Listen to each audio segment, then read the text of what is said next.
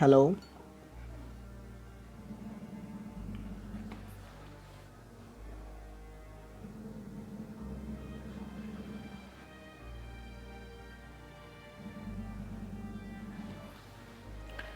Hello, I am रचित शर्मा और आप देख रहे हैं एडवोकेट वार्तालाप।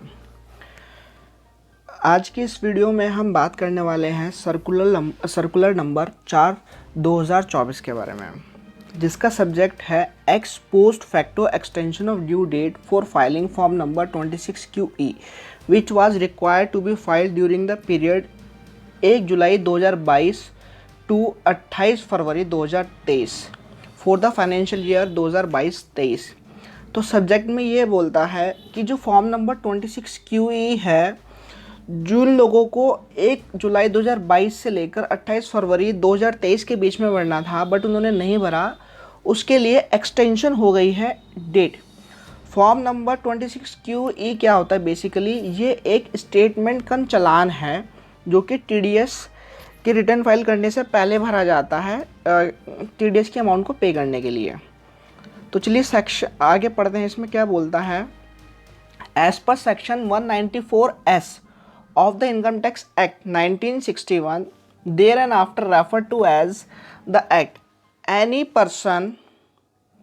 responsible for paying to resident person any sum by way of consideration for the transfer of a virtual digital asset is required to deduct an amount equal to 1% of such amount as an income tax their own। means that section 194S ये बोलता है कि कोई भी व्यक्ति जो कि किसी भी व्यक्ति को पे कर रहा है एक कंसिडरेशन के फॉर्म में और जो कि ट्रांसफ़र हो रहा है उस कंसिडरेशन के अगेंस्ट में वर्चुअल डिजिटल एसेट, तो ऐसे व्यक्ति को 1% TDS डिडक्ट करना होगा जो कि व्यक्ति उस वर्चुअल डिजिटल एसेट को परचेज कर रहा है। ये इसके अंदर बताया गया है। आगे बताया गया एज पर रूल सब rule 4D of rule 31A a specified person, कि स्पेसिफाइड पर्सन कौन होता है इसको हम आपको एक नेक्स्ट वीडियो में बता देंगे कि स्पेसिफाइड पर्सन्स क्या होता है, उसकी क्या क्या कंडीशंस हैं। A specified person is required to report such deductions in a challan cum statement electronically in form number 26QE within the 30 days from the end of the month. Means that कि जो व्यक्ति virtual digital asset को purchase कर रहा है और payment कर रहा है वो व्यक्ति 1% TDS डिडक्ट करेगा। और इलेक्ट्रॉनिकली एक स्टेटमेंट होता है चालान कम स्टेटमेंट जो इलेक्ट्रॉनिकली होता है, जिसको हम फॉर्म नंबर 26QE बोलते हैं। वो पेमेंट करने जिस मंथ में उसने पेमेंट किया है उस मंथ के एंड से लेकर 30 days के अंदर उसको वो चालान 26QE जो है पेमेंट का वो जमा कराना होता है, वो फॉर्म फिल करना होता है। ठीक, आगे बोलता है it has come to notice of the central board of direct taxes the board that specified person who deduct tax under section 194S of the act during the period from 1/7/2022 to 31 January 2023 could not file form number 26Q and pay corresponding TDS। means that कि central board of direct tax ने ये पाया है कि जो specified persons हैं वो 194S में जिनको TDS डिडक्ट करना था 1 जुलाई 2022 से लेकर 31 जनवरी 2023 तक के बीच में, बट उन्होंने क्या कहते हैं उसको फाइल नहीं करा और साथ ही साथ जो TDS उन्होंने डिडक्ट किया है उसको भी पेमेंट नहीं किया है और उसकी जो ड्यू डेट है वो निकल चुकी है due to unavailability of form 26QE और क्या कहते हैं ड्यू डेट निकल चुकी है फॉर्म नंबर 26QE की। It has resulted this has resulted in the consequential levy of fee under section 234E and the interest under clause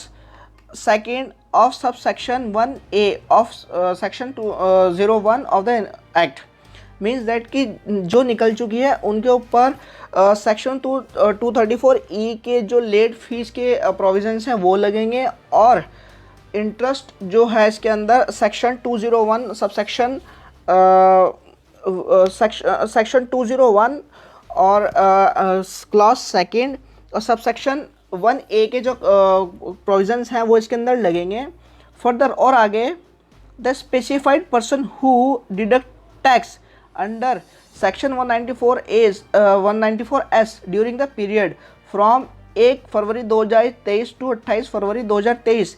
had insufficient time to file form number 26 QE and pay corresponding TDS।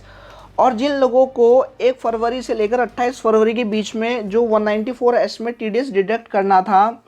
और उनके पास insufficient time ना होने की वजह से उन्होंने अपना क्या कहते हैं TDS फॉर्म नंबर 26 QE भी नहीं भरा, और ना ही जो उसके कॉरस्पॉन्डेंस में पे करना था TDS उन्होंने वो भी नहीं करा है, उनके ऊपर इन प्रोविजंस के पेनल्टीज़ और इंटरेस्ट लगेंगे। नेक्स्ट पॉइंट में क्या बोलता है, in order to address the grievance of such specified person and in exercise of the power conferred under section 192A of the act, means that कि जो स्पेसिफाइड पर्सन है उसने जो अपनी 26 QE नहीं भरा और पेमेंट नहीं करी है TDS की, जो डिडक्ट करी थी पेमेंट कॉरस्पॉन्डिंग पे नहीं किया है उन्होंने, उसके अंदर सेक्शन 192A के अंदर एक कॉन्डोनेशन ऑफ डिले के लिए आपको एक एप्लीकेशन लगाई जाती है जिसमें कि आपको क्षमा कर दिया जाता है। इसमें द बोर्ड है decided to ex post facto extended due date filing form number 26 QE for the specified person who deduct tax under section 194S but fail to file form number 26 QE। The due date has extended 30/5/2023 on those case the tax was deducted the specified person under section 194S of the during the period 1/7/2022 to 28/2/2023 fee levied under 234E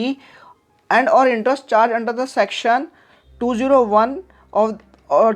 of the act. In such case the period up to 30/5/2023 shall be waived, means that कि